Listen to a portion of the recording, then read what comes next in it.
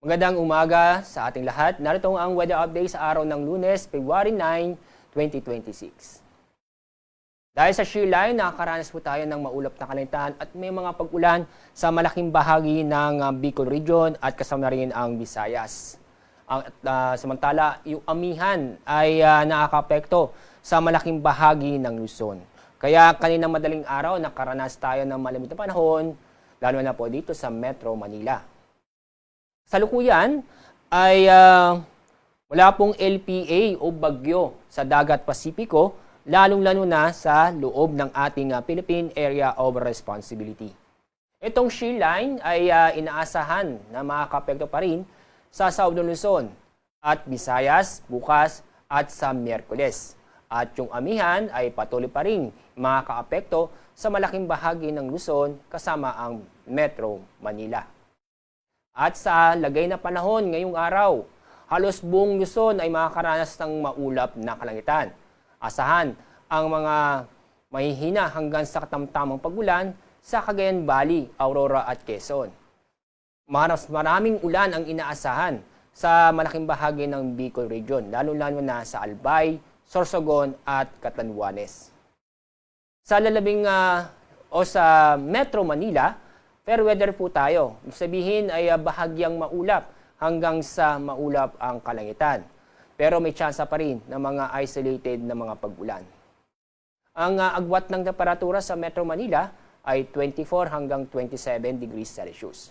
Sa mga nagtatanong kung gaano kalamig ang panahon doon sa Baguio City, ang agwat ng temperatura ngayong araw inaasahan po natin nasa 15 hanggang 24 degrees Celsius.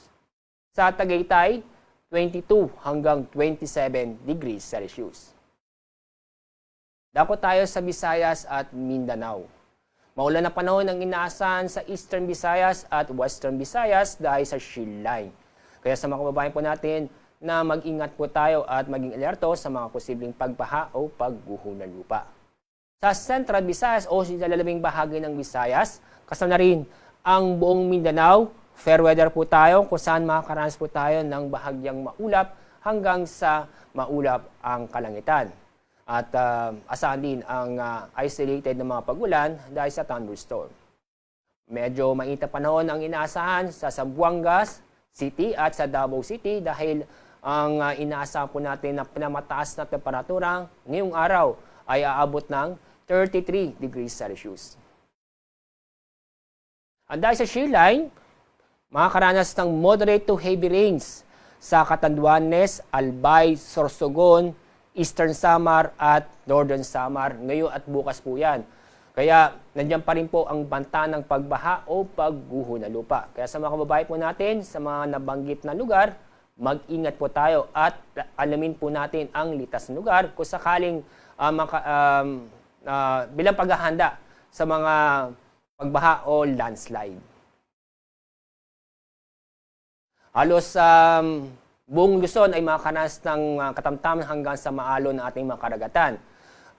Kaya meron tayong gale warning, ibig sabihin na may naasahan po tayong matataas na alon na kung saan ang taas ng alon ay aabot hanggang 6 na metro o halos 2 palapag ng gusali. Ang mga seaboard na sa ilalim ng gale warning, itong buong seaboard ng Northern Luzon, Eastern seaboard ng Central Luzon, at Eastern seaboard ng Southern Luzon. Kaya sa mga kababayan po natin na may plano o pumunta sa mga lugar doon, ay iwasan muna para sa ating kaligtasan. Ang araw po sisikas sa ganap na 6:22 ng umaga.